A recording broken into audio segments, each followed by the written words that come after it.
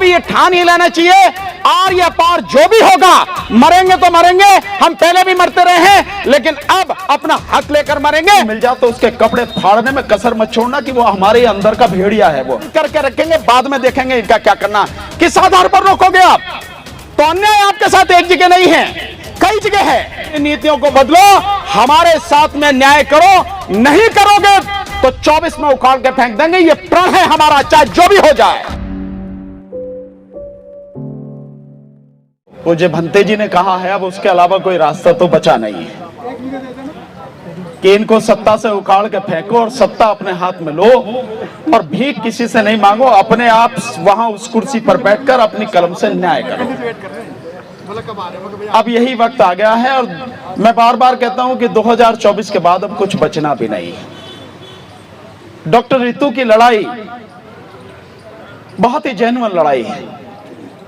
Delhi university में, जो centre की यूनिवर्सिटी है और देश की राजधानी में है, वहां अगर इतनी गंदी मानसिकता के लोग प्रिंसिपल बने हुए हैं जो जाति के नाम पर अत्याचार करते हैं, अन्याय करते हैं, और फिर भी उनके खिलाफ कोई कार्रवाई नहीं होती है, इससे बड़ी दुखद बात क्या होगी? जिस तरह से महमूद भाई ने संघर्ष करके अदालत के माध्यम से एफआईआर कराई, इन्वेस्टिगेशन क्योंकि एससी एसटी के मसलों में एसीपी करता है, तो पहले कोई एक शर्मा एसीपी था, उसको हटाया गया, और दूसरा जो आया उसने तो बेड़ा गर्क ही कर दिया।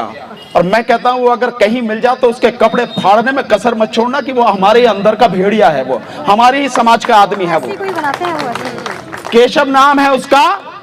पिछली बार जब हाईकोर्ट में ये डेट लगी थी कैंसिलेशन के लिए, तो हम लोग सब हाईकोर्ट में थे। उसी ने कहा, कोर्ट में कहा, कोर्ट की ऑर्डर शीट में लिखा है ये कि हम उन्हें अरेस्ट नहीं करेंगे, किसी तरह की हम कोई उनके खिलाफ कार्रवाई नहीं करेंगे, ये कोर्ट में कहा उसने।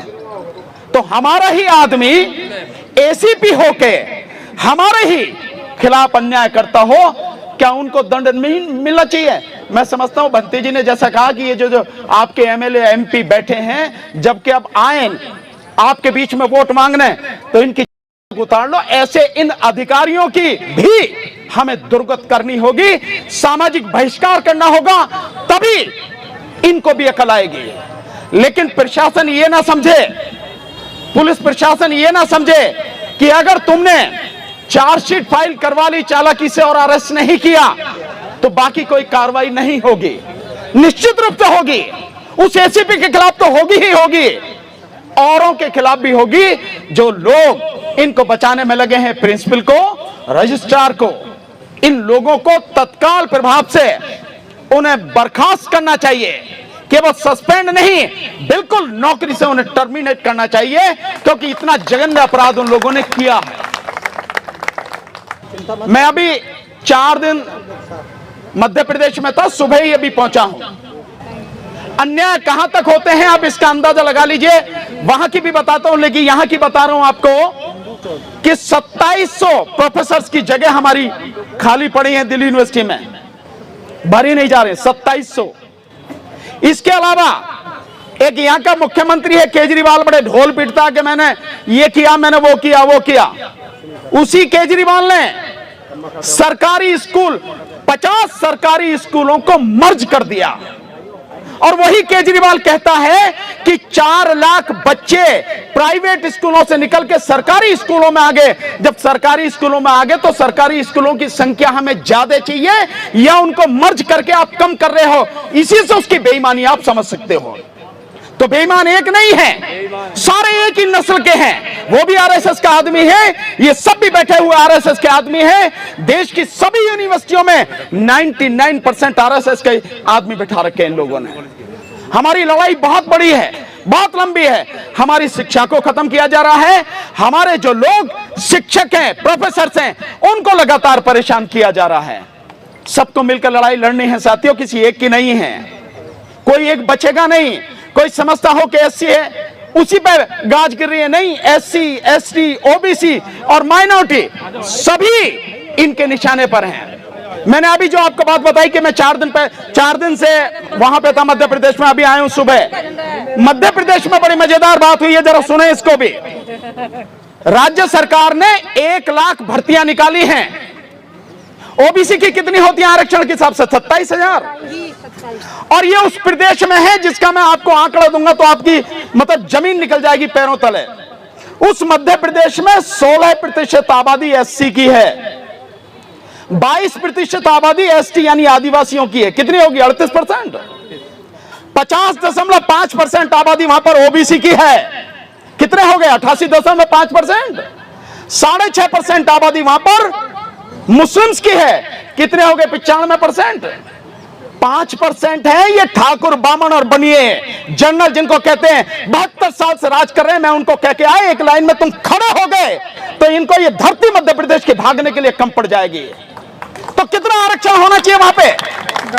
भाई जब 5% लोग हैं, 5% लोग को 50.5% और 10% आर्थिक आधार पर 60% आरक्षण आप दे रहे हो, होना कितना चाहिए 5% को? केवल 5%। न्याय तो यही है, लेकिन उस सब के बावजूद भी उनकी नियत कितनी खराब है इसको देखें।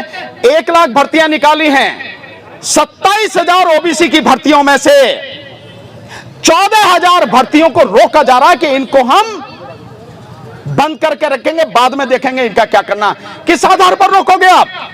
तो अन्याय आपके साथ एक जगह नहीं है, कई जगह है। अभी जैसा मेघवाल का बताया, राजस्थान में अभी हुई है 3 दिन पहले घटना, ये आपके इटावा जिले में। वहां भी एक ठाकुर ने एक जो हमारे एससी समाज के बच्चे को मारा और अब उसकी मौत हो गई है। वहां पे जब उन्होंने लाश लेके उसको बर्खास्त करने की बात की तो पुलिस ने बुरी तरह से उन पर लठ बजाया। 50 आदमियों के नाम पे नाम दर्ज रिपोर्ट करी, 250 के नाम पे जो उनके अज्ञात लोगों के नाम से वो करिए, और अब लोगों को उठा रहे हैं लगातार। पीएससी पड़ी हुई है, शिशु मंदिर स्कूल है वो, मतलब यही स्थिति है। और वो भी शिशु मंदिर स्कूल था आरएसएस का, और ये भी शिशु मंदिर स्कूल, यही स्थिति है। सरस्वती शिशु, तो हमारी स्थिति बहुत खराब है। इसे दूसरा कोई बदलने आएगा नहीं, हम ही को बदलनी पड़ेगी।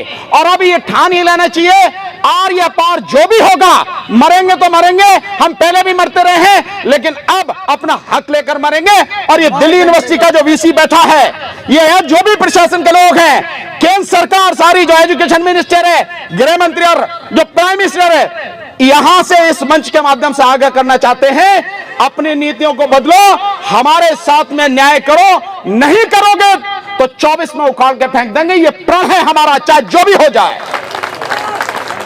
तो साथियों, इसी के साथ मैं अपनी बात खत्म करूंगा, लेकिन आपसे विनम्र निवेदन करूंगा, जब भी ऐसी लड़ाई हो साथियों, लड़ने के लिए जब तक आंदोलन चले तब तक खड़े रहना चाहिए उसी जगह पर, भागना नहीं चाहिए। कभी इधर चले गए, कभी उधर चले गए, ये काम हमारा नहीं। लड़ाई ऐसे नहीं होती।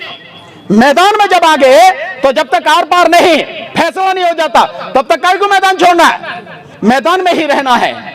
इसलिए साथियों, ये निवेदन करते हुए कि इकट्ठा होंगे, औरों को करेंगे, मिलकर अपनी लड़ाई लड़ेंगे। और अपने वो लोग, चाहे पुलिस डिपार्टमेंट हो या किसी भी डिपार्टमेंट में, जो अपने ही समाज के साथ गद्दारी कर रहे हैं, जिस एसीपी को, इस प्रिंसिपल को, रजिस्ट्रार को अरेस्ट करके जेल में डालना था, जो कानूनन जरूरी है, ऐसे एसीपी, डीसीपी या कोई भी, अब बख्शेंगे इनको भी नहीं। खबरों में बने रहने के लिए फोरम 4 को सब्सक्राइब करें और नोटिफिकेशन पाने के लिए बेल आइकन दबाएं।